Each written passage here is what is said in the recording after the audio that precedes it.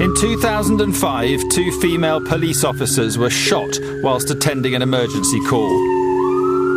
Sharon Beshenivsky lost her life. Her colleague, Teresa Milburn, was seriously injured. I heard a bang. Saw Sharon's head just fall to the right and then plop forward. This callous criminality shocked the country. The crime is horrendous. No, it doesn't get much more serious than this. This is the story of how their colleagues went to the ends of the earth to bring to justice the people who did it.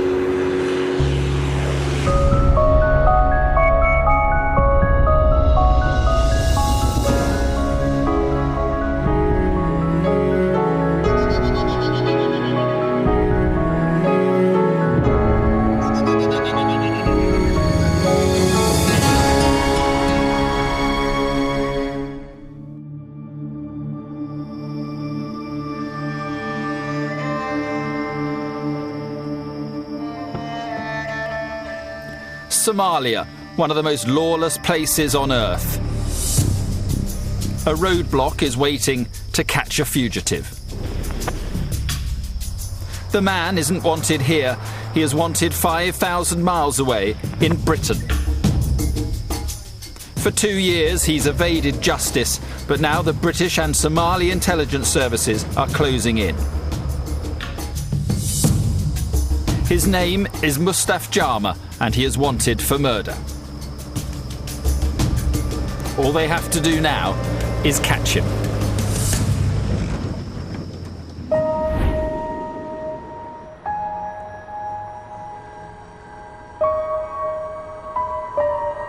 The story begins 2 years earlier in Bradford, when a quiet November afternoon was shattered by an emergency call to the police. For PC Sharon Beshenivsky, a new recruit to West Yorkshire Police, it should have been a day to celebrate. It was her daughter Lydia's 4th birthday and a family party was planned. Her husband Paul had been looking forward to this day for weeks.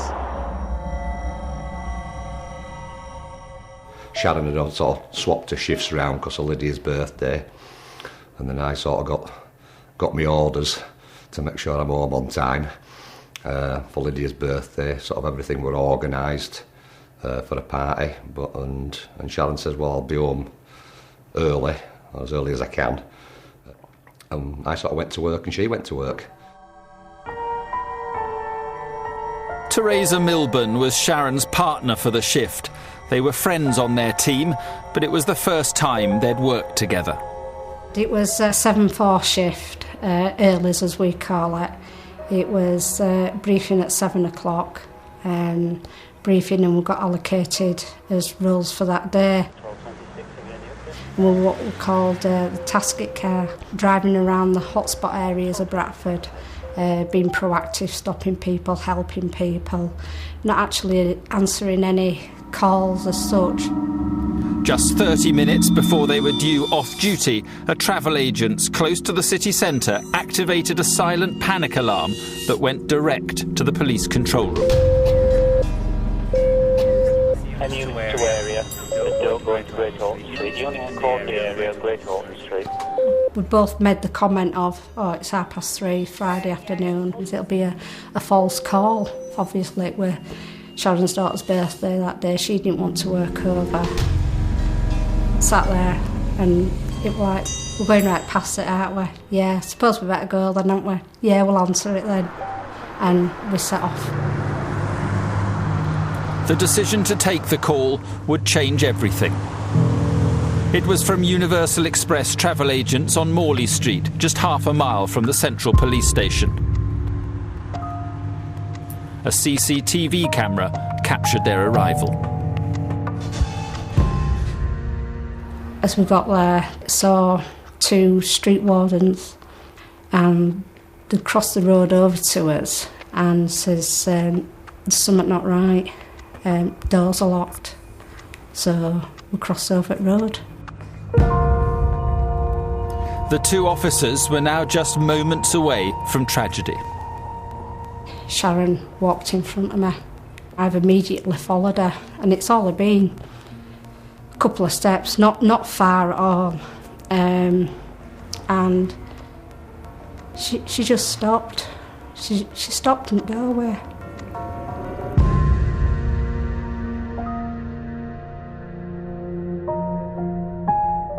Sharon's parents were here, all kids were here, a few friends. They'd been here sort of most of the morning, organising everything and cake and all this for sort of Lydia's party. And, you know, sort of everything were more or less in hand, just waiting for sort of Sharon to come home. I heard a bang. Saw Sharon's head just fall to the right and then plop forward. And then she just collapsed. I saw an Asian man and I saw a gun and then I was shot myself. The impact spun Teresa down the street. She had been shot in the top part of her chest at point-blank range. She pressed the panic button on her radio. A Code Zero alert to all the officers in her division that she and Sharon were in trouble. Every officer on duty raced to the scene. Among the first was PC Nicholas Smith, one of Teresa's closest friends. When you hear your Code Zero go off, it's like getting a bolt of electricity through your body. Whatever you're doing, you just drop it. Teresa came over quite broken. It weren't a clear sentence, a clear message that came out. It were broken words, not enough to paint the picture of what we found when we got there. Most Code Zero alerts are to officers under attack. Matthew Scott expected to find his two female colleagues in a fight. We pulled up at the side of the street and I remember looking across and just seeing Sharon laid there on the floor. There was Teresa just again laid on the street. And I could hear Teresa's voice, but couldn't really make out what was going on, but knew at that point that obviously something really, really badly had gone wrong. Teresa had blood coming out of her mouth. She would obviously know a lot of pain and she'd been shot, so the only thing I was thinking is that I wanted to keep her talking and I wanted to keep her conscious. And the thing that she said more than anything else is, how's Sharon? Where's Sharon? Is Sharon okay? Chaos followed. Passers-by had also rushed to help. CCTV cameras frantically panned the streets for any sign of the gunman. At the travel agents, officers tried desperately to give first aid to their colleagues. I went up to see how Sharon was doing, and by that time there was two officers already with her. We'd sort of uncovered and found where the gunshot wound was. There was no blood at all, there was just a small hole in the top of her chest. I could see that Sharon were being resuscitated at this point on the road, and I didn't want Teresa to realise how bad that situation was. Another officer had come to join us and I moved his body to block any view so that Teresa couldn't see what was going on with Sharon. As Sharon and Teresa were rushed to hospital across the city, Paul and the family were still waiting for Sharon to come home. The car pulled up at the top of the drive and I sort of, a police car, and I sort of automatically assumed, she's having to work over. So then police officer came down drive and, the conversation will then, can I have a word with you in private? There's been an incident and you're going to have to come with me. He was driven straight to accident and emergency. All Paul knew was that his wife had been seriously injured on a call. I mean, everything was chaotic. There were sort of armed police there were police cars everywhere. And you were just thinking, well, what's sort of going on? Minutes ticked by. Paul waited anxiously for news. Doctor came in and says, he more or less then told me that she'd sort of been shot and she'd passed away.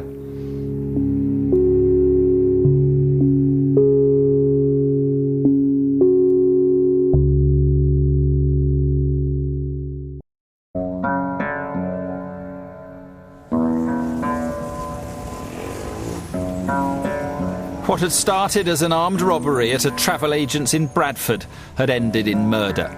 PC Sharon Beshenivsky was shot dead at the scene, her colleague Teresa Milburn was also shot at point-blank range and was fighting for her life. The man given the task of finding the killer of a colleague was Detective Superintendent Andy Brennan. There was lots of garbled messages at first because the city centre division that covered this were in a state of shock themselves. Two of the colleagues had been shot whilst attending an alarm. He was a little bit confused. There were things happening. Sharon had been removed, Teresa had been removed from the scene. All we knew at that point from the initial briefing was it appeared at that time that this was probably a robbery that had gone wrong. West Yorkshire Police has one of the most successful murder inquiry teams in the country. Every available detective rushed to Bradford for a briefing. One of the first decisions I made was a decision to go right back to basics. Let's re-interview all the witnesses, let's ensure we've captured all the basic CCTV, and let's do the basics that we would do in any investigation.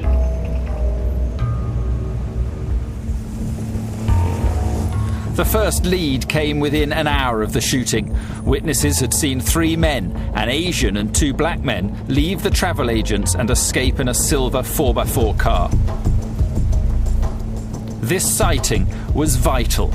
Bradford was the first city in the UK to install Big Fish, a ring of CCTV cameras around the city that record every vehicle entering and leaving, as many as 100,000 images a day. On this screen here we have a map of Bradford, but not only is it a map of Bradford, it also contains every camera location that we have within the city. So for this instance, I've obviously seen the vehicle is on Marley Street. Now I'm looking to see where it's left. All the cameras in between these places were checked. Unfortunately, we didn't locate the vehicle. However, we did see the car coming out of Ransdale Road, and indeed it turned right onto Manchester Road. We were then able to check the cameras that we have located further up this road, and we were fortunate enough to see this silver 4x4 vehicle. Now detectives had CCTV of the route the killer's car took leaving the city and could identify it as a silver Toyota RAV4, but they couldn't read the number plate or see who was inside. During the midst of our investigation, the information was filtering through. A member of the public had given the partial registration plate, which then alters our inquiry somewhat. Even a part number was crucial. Bradford's Big Fish CCTV system included automatic number plate recognition cameras. All vehicles entering the city have their registrations recorded. The team entered the partial number plate into the database, but would it come up with a match? Obviously we had no timescale as to when the vehicle actually entered into the city. It could have been the same day, it could have been days before. We obviously had no idea. The computer trawled through thousands of number plates. After dozens of false matches, they had a hit. Here, the 4x4 is recorded coming into the city with its full number plate, WP05YTT, clearly visible. It's just 30 minutes before the shooting. Now detectives had to trace its owner. We realised quite quickly that it was a hire vehicle from Heathrow Airport. That vehicle and another one had been hired by the same people, so it's critical on the Friday evening, the Friday night, that we had detectives in the London area looking at who'd hired them vehicles and what type of people they were.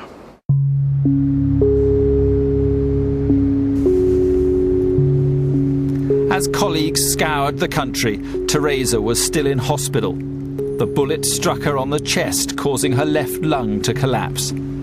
She was lucky to be alive, but didn't know what had happened to her friend. I kept asking, now Sharon, what? I remember Jez Barrett as inspector. I says, how Sharon? And I remember him saying, she's not good. I can't actually remember anyone telling me that Sharon were dead. I've been told since that the specialist came up to us at that moment and told us that Sharon were dead. I can't remember that. Sharon's family were all too painfully aware of what had happened. A day earlier,